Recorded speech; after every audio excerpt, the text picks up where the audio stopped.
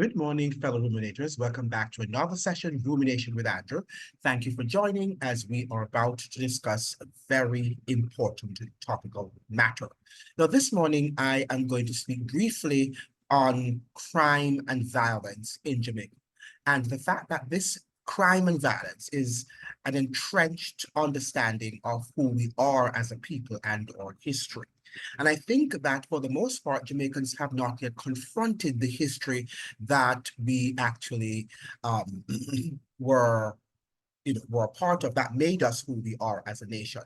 And the fact slavery is one, the fact of British colonialism, and the fact that the Britons and the British people were very violent people and still remain a violent people. The Americans and these colonial powers, these Western colonial powers, have practiced violence unprecedented.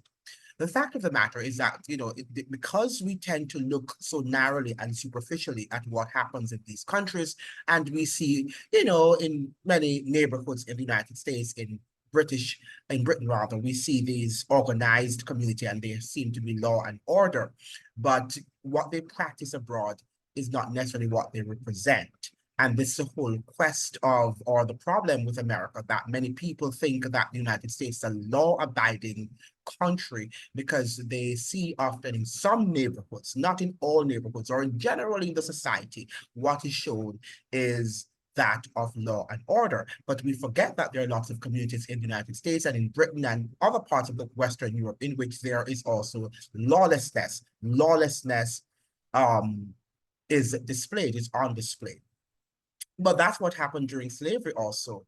The countries in Western Europe who had colonies, right, they would be talking about freedom and democracy, and the rule of law, and they had all these grandiose philosophers, and then what they would practice on the, or in the colonies would be definitely terror, and they would practice, the peddling of human lives, and through violence. That was done through violence. There was no other way to enslave another human being than through the mere process of violence.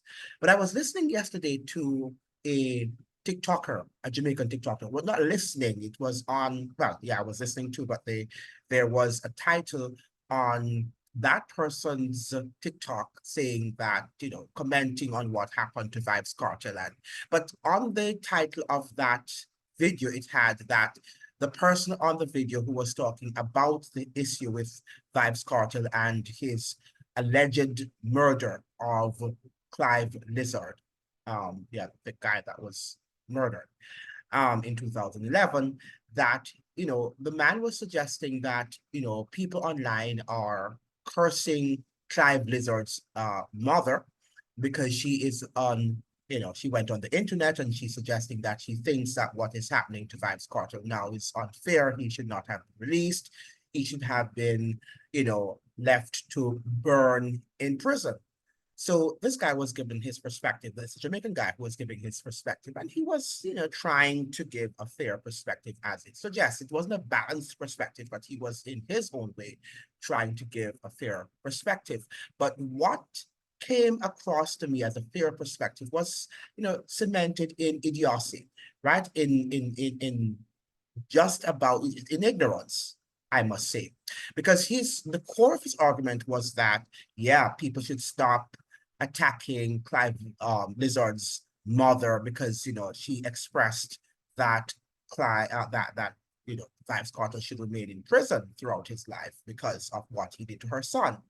The fact of the matter is, yes, it's good that, it's a mother and no mother like um for their son to be severed from their breast, right? Well, of course, I'm not suggesting here literally, but the fact of the matter is that for a mother, a child, even when he's old, is still her son, and she remembers when that child was suckling her breast. So that's what I mean by that. For those of you who think I am suggesting and presenting a literal scenario in which she was still suckling her breast. No, that's nonsense. I'm not suggesting that. I'm just suggesting that mothers generally do not like for their children, or parents on the whole, for their children to die before them. It's something that is unnatural and it's also abnormal.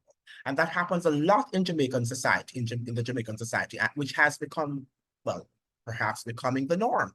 And it is something that we have to think about. But yeah, so this guy suggests that, we should not, or Jamaicans should not be attacking the mother because of the fact is that she is angry at what has taken place and the fact that she has lost her son.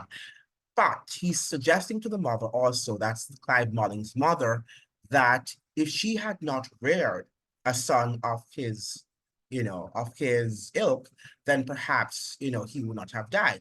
And the point he raised was that Clive Mulling, what's the guy's name? Clive Lizard, right? Clive Lizard, the deceased.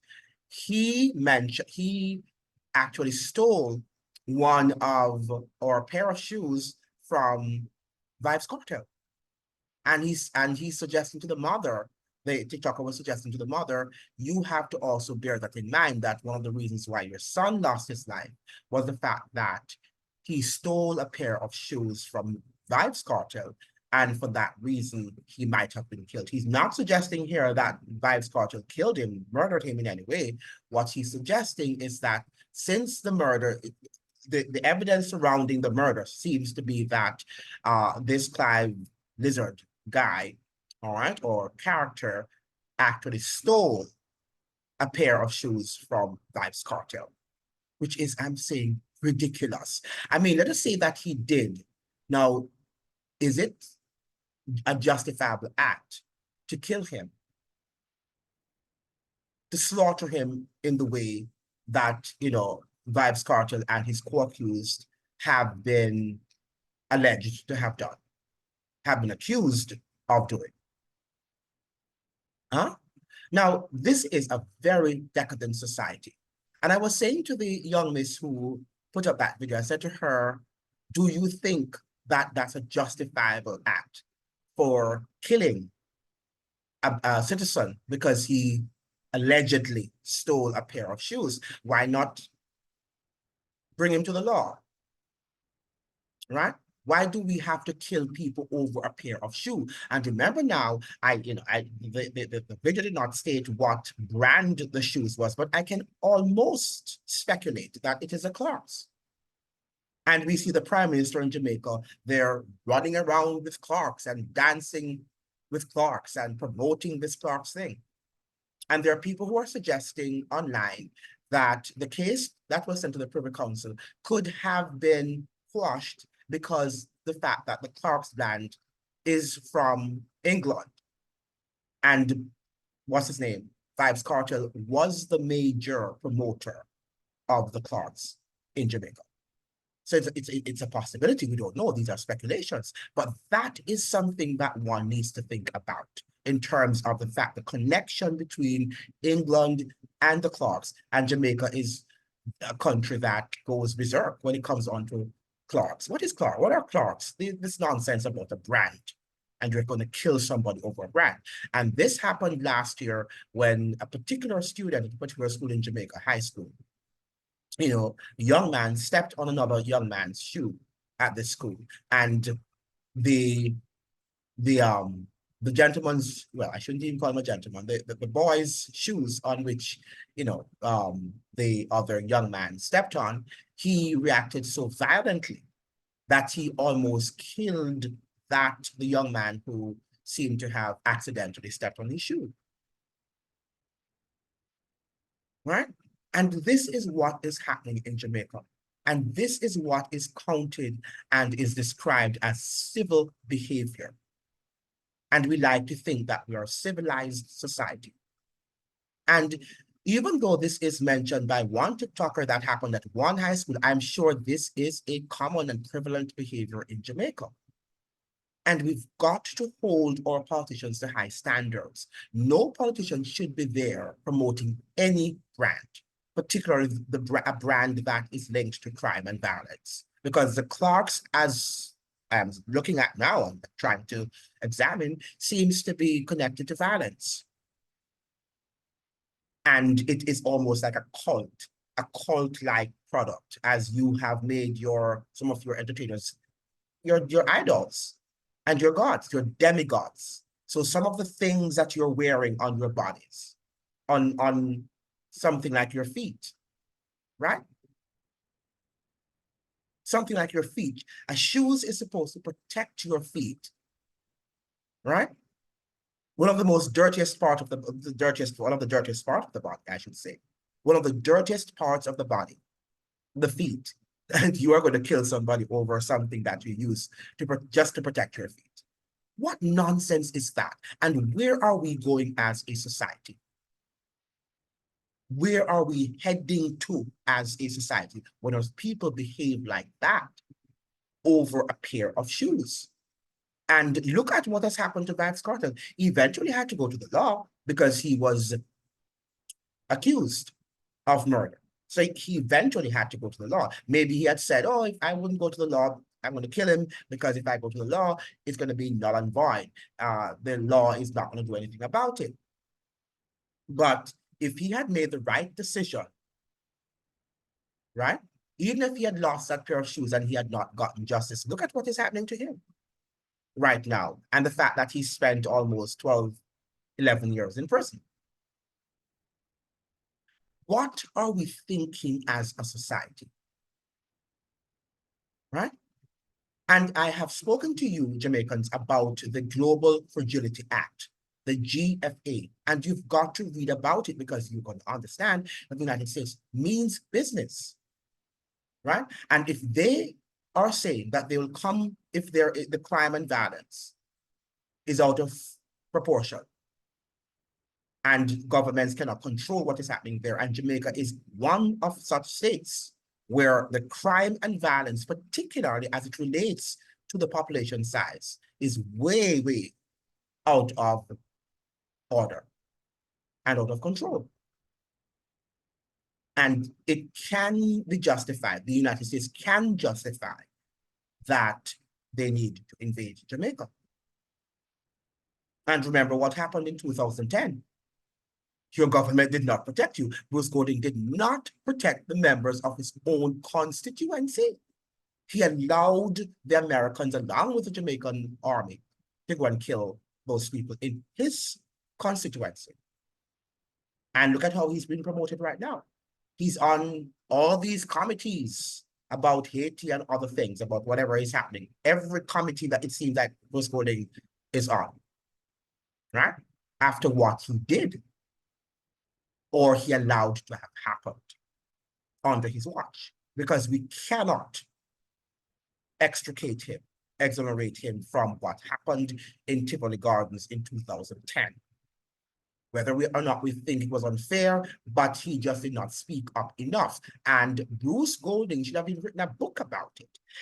There is something about Jamaica, I must say, that happens maybe only in Haiti. And let me say something about Haiti. At least Haiti and the Haitians in the diaspora and some on the ground are keeping the history alive. And they are speaking truth. Some of them are speaking the truth, though they haven't fallen. In Jamaica, we tend to live a culture of silence, right? Where nothing is said and we do not reflect on the history and learn from the lessons of history. And nothing is really said about what happened in Tivoli Gardens. We had an inquiry afterwards and nothing happened. Nothing came out of that inquiry. All we had were men on show and who pretended as if they were bright and they were great lawyers and judges, right? But nothing came out of that inquiry that we spent perhaps millions of dollars on, right? And Jamaicans did not acquire justice, did not get the justice that they deserved, right? So if you think your prime minister and your government, whether the PNP or the GLP, is going to defend you and your interests when the military shows up, the foreign military shows up because of the government's behavior or their lack of ability to create law and order in Jamaica, right? When they show up to kill you and your children, you are then going to understand. And these people are not going to show you any mercy, right? You are down there thinking, oh, this is Haiti. And we don't have to worry because Haiti is, yeah, the French didn't treat Haiti well. Did the British treat Jamaica well? Right? Did the British treat Jamaica well? Right? And you are suggesting, you're thinking. You know, there was this Haitian scholar that I listened to on YouTube some days ago, a professor of history. And she suggested that Jamaica had more slave rebellions than Haiti did. The only difference is that Haiti fought and won. We didn't win that, all those slave rebellions that happened down there. We didn't win. But Haiti was the only slave plantation, the slave colony, right? That in which they had a rebellion and won, and they were successful in winning that rebellion. And I think it had to do with the wisdom that came from Toussaint Louverture and his maturity to understand how humans think, right? And we have to understand that too. We must begin to understand how the human mind thinks. And many of us are not trying to understand that. We try to think and we try to justify that we're living in this democracy and everything is going to be all right. Baby, don't worry about a thing, because every little thing is going to be all right. Let's wait and see, right? And you have been waiting in Jamaica too long. And this law and order, disorder, the fact of that with this lawlessness, I should say, and disorder, not law and order, because there's no law and order in Jamaica. This lawlessness and disorder and social decadence, right, emerge are coming from the fact that our leaders do not have the ability to lead and govern us and to bring us to the next level. They don't. They pretend that they have.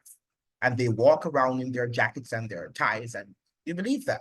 And they speak their elegant language, and you believe them. You love it, and you dance, and you have a good time, and they give you some rum, and that is how you think the country is going to be built and to progress and to advance. Right? That's what you think. The crime and violence in Jamaica is beyond words, is beyond description, and is out of control.